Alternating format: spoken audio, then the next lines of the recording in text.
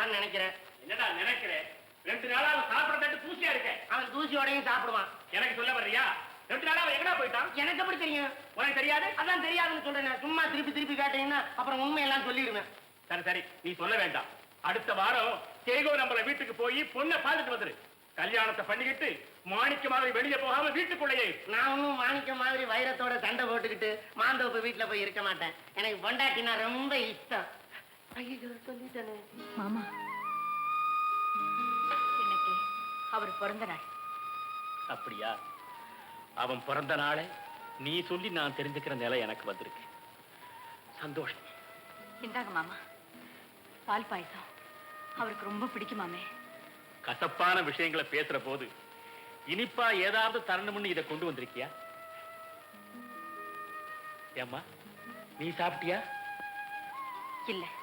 ஏன்? அவரு சாப்பிடாம நான் மட்டும் எப்படி சாப்பிட்டது? குண்டரா, மாணிக்கத்து போய் என்ன விஷயம் கேட்டுட்டு வரேன்.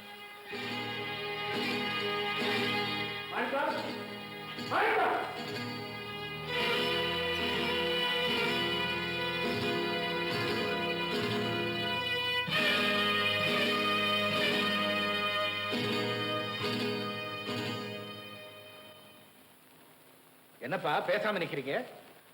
யார் முதல்ல பேச்ச ஆரம்பிக்கிறதுன்னு தான் யோசிக்கிறேன். தேவை யாருக்கோ அவங்க தான் ஆரம்பிக்கணும். அப்படின்னா தேவை உனக்குத்தான். ஏண்டா, உன்னை என்னாலேயே பிரிஞ்சிருக்க முடியலையே. உனக்காக நம்ம எல்லாரையும் பழச்சுக்கிட்டு நம்ம வீட்டுக்கு வாழ வந்தாலே அந்த வாழை இலைய வாழறதுக்கு முன்னாடி தூக்கி எறியலாமாடா? நீங்களே பிரிஞ்சிருக்கீங்களே, அவ இருந்தா என்ன? உங்களை விட அவ வசந்து போயிட்டாளா? மடையா மடையா, பெண்ணுக்குள்ள பெருமையே அதுதான்டா. உப்புக்கு கூட உறவு இருக்காது. ஒரு தாலி கழுத்துல ஏறின உடனே சுகமோ துக்கமோ ஒட்டுப்புல்லு மாதிரி உடனே ஒட்டிக்கிடுவாங்க. நடந்ததை எல்லாம் மறந்துட்டு வீட்டுக்கு வா.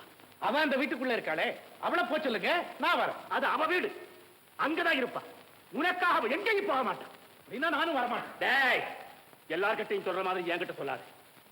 எனக்கு நியாயம்னு பட்டா கடவுள்கிட்டே அதை தான் சொல்லுவேன். அப்படியா? ஆமா, எத்தனை வருஷம் ஆனாலும் சரி என் சபதம் தோக்க கூடாது. சரி, யார் ஜெயிக்கிறா பார்க்கலாம்.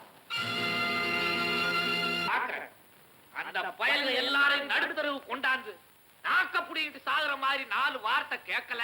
4 வார்த்தையா? தமிழ்ல நிறைய வார்த்தைகள் இருக்குங்க. அத்தனையும் கேட்டா தாங்க மாட்டானுடா. அதனாலதான் சொல்றேன், சம்பந்தி தானே அப்படின்னு சும்மா விட்டுறாதீங்க. அவன்டா சம்பந்தி. ஜீவனாம்ச வழக்கு போட்டு அந்த அம்பலத்தை நான் அம்பலத்துக்கு கொண்டு வரல. என் பேரு விஸ்கி வேலம்பலம் இல்ல.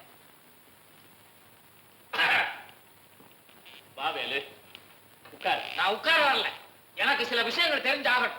இது நீட்டு பேசுற காரியம் இல்ல. முதல்ல அமைதியா பேசு. எப்படி அமைதியா பேசுறது? கட்டின பொண்டாட்டியை விட்டுட்டாவ. அது இருக்கட்டும், அதுக்கு இப்ப என்ன செய்ய சொல்றேன்? நல்ல யோசனையா இருந்தா சொல்லு, அப்படியே செய்யறேன். என் பொண்ணோட வாழ்க்கையை அழிச்ச மாதிரி இருக்கிற சொத்தை அழிச்சுட்டா என்ன செய்யறது? பொண்ணா? யாரு? நானா?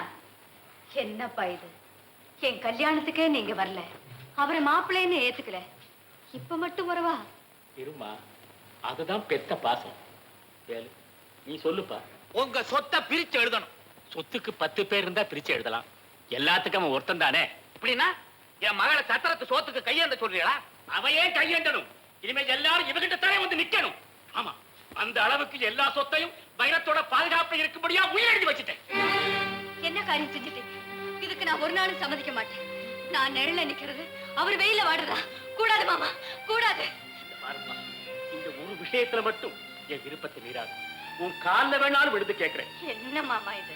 ஆமாம்மா, இந்த கருப்பையாம்பரம் பரம்பரையில யாரும் ஏழையா பிறந்ததாக இருக்கவே கூடாது. ஏன்னா இந்த வீட்டு பெரியவங்க சொத்துக்களை எல்லாம் அடிச்ச பிறகு நான் ஏழையா பிறந்து பட்ட கட்டம் எனக்கு தான் தெரியும். இது ஏன் சுய சம்பாத்தியம், ஏன் இஷ்டப்படிதான் செய்தேன். சரிப்பா, வக்கீல் சார் வந்துட்டார். வாங்க வக்கீலை. நமஸ்காரம். உயிர் எழுதியாச்சா? எழுதியாச்சுங்க. முக்கியமான ஷரத்துகளை மட்டும் படிங்க. சிதம்பரம் அம்பலத்தின் மகன் கருப்பையா அம்பலம் எழுதி வைத்த உயில் என்னவென்றால், என் சுய சம்பாத்தியமான அத்தனை சொத்துக்களையும் மாணிக்கத்திற்கு பிறக்கப் போகின்ற பிள்ளைக்கே உரிமை என்றும், அது மேஜராகும் வரை அதை பாதுகாக்கும் பொறுப்பு என் மருமகள் வைரத்தைச் சேர்ந்ததென்றும், யாருடைய கட்டாயத்தாலும் தூண்டுதல் இல்லாமலும் சுய நினைவுடனும் நல்ல எண்ணத்துடனும் எழுதி வைக்கிறேன். திருப்திதானே? ஏன் மாமா கண் கலங்குறீங்க? ஊர்ல என் மகனுக்கு நானே மதிப்பில்லாம செஞ்சுட்டேன். எழுதுறபடி எல்லாம் சொந்தமாயிடுது. ஆனந்த், என் சொத்தை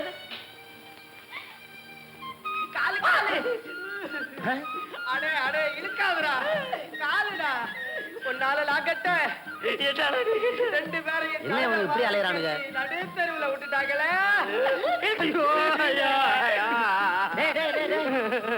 என்னடா அது காலை கட்டிக்கிட்டு வர்றீங்க? பிரார்த்தனை ஏன்டா வயித்தறிச்சல கலப்புற பாரு டேய், என்னடா ஆச்சு? டேய் பிச்சை, இவன்கிட்ட ஒரு வாழ இருந்த ஆடு ஒண்ணு இருந்துச்சு தெரியுமா? ஆமா, இந்த வால் இல்லாத ஆடு.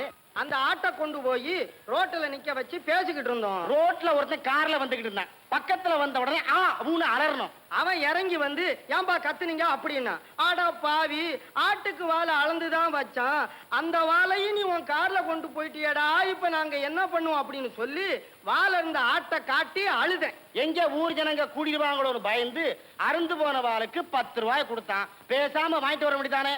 மேற்கொண்டு 10 ரூபாய் கூடுறான்னு கேட்டுக்கிட்டு இருக்கான். ஏன்டா கேட்ட? எங்களுக்கு நிறைய குடிக்கணும்னு ஆசை. ஒரு வாளுக்கு 10 ரூபா, நாங்க பறி கொடுத்தது 2 வாளாச்சு, 20 ரூபாய் குடு அப்படின்னு கத்துனோம்.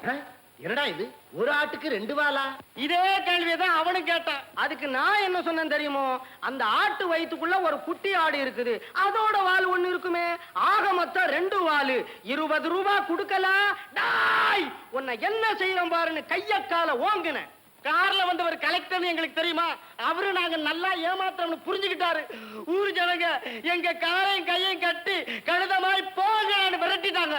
அடே, எங்க அம்மாவுக்கு கால் கட்டு போடணும்னு ஆசை, இதை யாராவது பார்த்தா அசிங்கண்டா. அதனால அவுத்து விடுறா. டேய், எங்க பெரியப்பாவும் எனக்கு கால் கட்டு போடணும்னு ஆசைப்படுறாரு. நீ ஒரு வால் இருந்த ஆடு வச்சிருக்கிறியா? யாரா அவன்? சைகோன் சிதம்பரம் அம்பலம் வீட்டுல போய் பொண்ணு பார்த்துட்டு வாடான்னு சொல்லி இருக்கிறாரு. டேய், அதை தடுத்து நிறுத்தறதுக்கு ஏதாவது யோசனை சொன்னாதான் அவுத்து விடுவேன். இவ்வளவுதானே, நாங்க ரோசனை கடலாச்சே, ஒரு 10 ரூபாய் இருந்தா கொடு, கள்ளு குடிக்கலாம். அட பாவி, என்னடா இது? யோசனை கேட்டா கள்ளு கடை கூப்பிடுறீங்க. நான் குடிக்க மாட்டேன். நாங்க குடிக்கிறோம். நீ குடிக்கிற மாதிரி நடி, சட்டையில கள்ளு தண்ணி தெளிச்சுக்க. அது ஏன்டா? அப்பதான் ஒரு குடிகாரனுக்கு என் பொண்ணை கொடுக்க மாட்டேன் போங்கடான்னு விரட்டிடுவார். நல்ல யோசனை, வா போலாம். இரு, அவுத்து விடுறா.